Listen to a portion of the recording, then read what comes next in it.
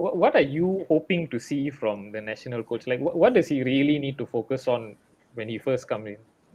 Okay, bro. I think the coach right now has to identify the right players for the system that he's bringing in, because we know that he's a foreign coach, right? So probably have a different system compared to our local coaches, compared to the way they play in the local league.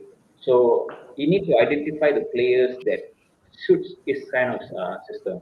So I think it's going to be tough for him because I'm not sure whether he's familiar with the Malaysian league or not, but I think he has to do the job. So also, I believe that they have to set a proper target, like a solid target. Um, I think the next they're going to play is for the third round Asia Cup, right? Mm. Uh, okay, I'm not going to say that we have to focus on winning and everything, but I think they have to be more realistic on the result they're looking for. We need to, I think, probably need time to blend with the team. So that's it. And then, yeah, All right.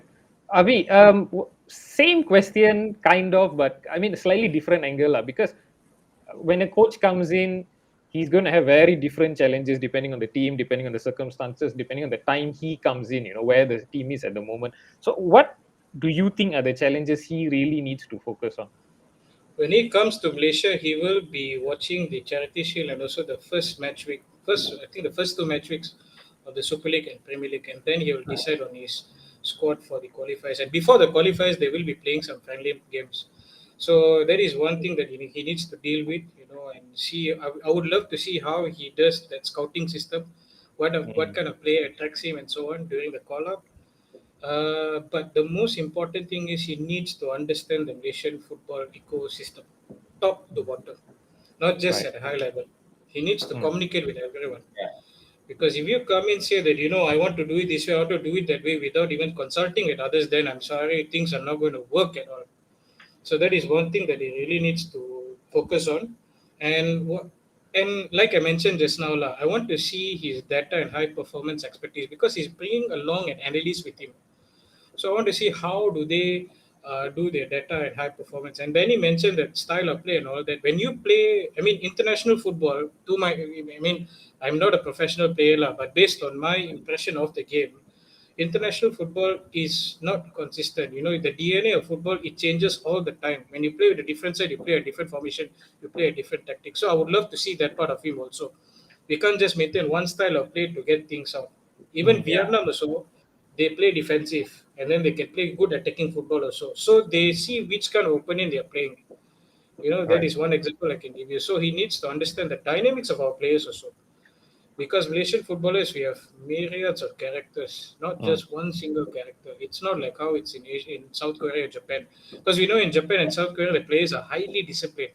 Right. But here, it's totally different. You have different kinds of characters. So for me, he needs to understand how these players work. He needs to blend them. He needs to understand the dynamics of each of these players. When that happens, then yes, we can see results. As for my expectations, yes, obviously the dream is we want to go to the Asia Cup. But realistically, can we do that? I have doubts, obviously. So Mm. for me, when he comes in, number one, yeah, people will look at the results. But for me, as long as the players give their all, their 100% of the pitch during these games, I'm happy because there is progress. So from that progress, how do you build on it? Mm. So those are some of the things that he needs to look at, lah. Ji.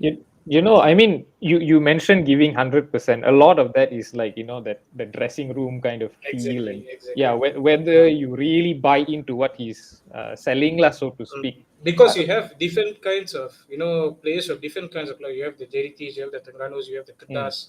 So how do you blend them to play for the team? Because in the previous post-mortem they mentioned about harmony. For me, mm, that was something that needed to be addressed.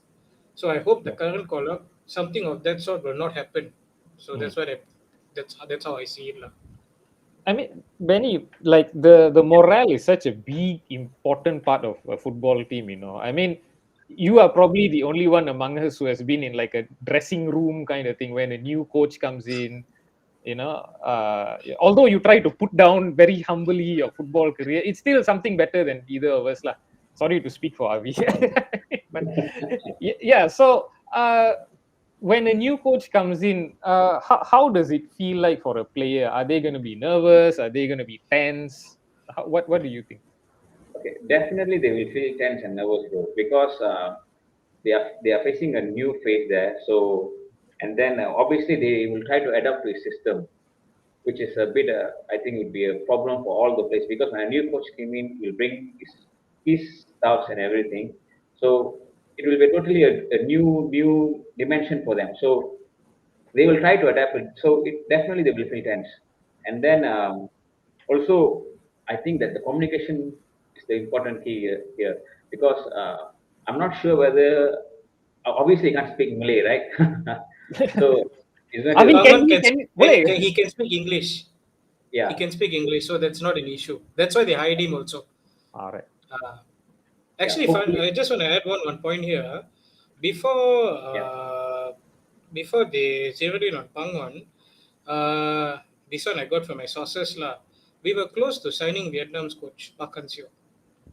Oh, We were close to signing him, but they decided that he decided to stay on with Vietnam eventually lah. But he was really keen on coaching Malaysia. The things that he mentioned, our sizing, the way we play football, and the league structure. He was very impressed. So he wanted to be part of that system, but somehow things didn't work out. So we instead got Pangon, and he's now still with Vietnam. Mhm. Okay. So, Benny, you want to finish off your point? Sorry, Sorry. sorry, Benny. Sorry, okay, sorry. no problem, no problem. Okay, so probably, I mean, they will definitely finish because everyone will fight for the first 11. So uh, they will actually try to please him lah. So every player will do that. So Mm. and then so that's the thing lah. They have to be, there'll be lot of pressures there lah for players. Right, Each right. one will try to give their best. So definitely they're going to be tense and nervous. Yeah. Mm. I mean, Avi just now mentioned, the expectations, and the coming Yeah. results that he needs to get. It's quite interesting because these are some of the questions that some of our fellow fans asked lah on Avi's Twitter. So I'm just going to put them up on the screen here if I can. Yeah. So first off, Amin asked us, is the third round of the, can I say ACQ, can lah? Okay, Can, very long lah. can. Okay, is it an extended preseason for him? And in a similar vein, Hamra asked, are the Asian Cup qualifiers realistic or a fairy tale based on the post-mortem study? Avi, maybe you can tell us a bit more about this post-mortem study and, answer the question lah. Do you think it's realistic? So after the AFF Suzuki Cup debacle, we formed an independent committee to study why the team didn't do too well. So they revealed 10 findings and 10 recommendations lah. So like I mentioned just now, the harmony and then the lack of high performance details, and then also the poor communication. I mean, apparently there was poor communication between management and coaches and all that. So those were some of the things that were mentioned lah. And after that, those things were revealed. For me,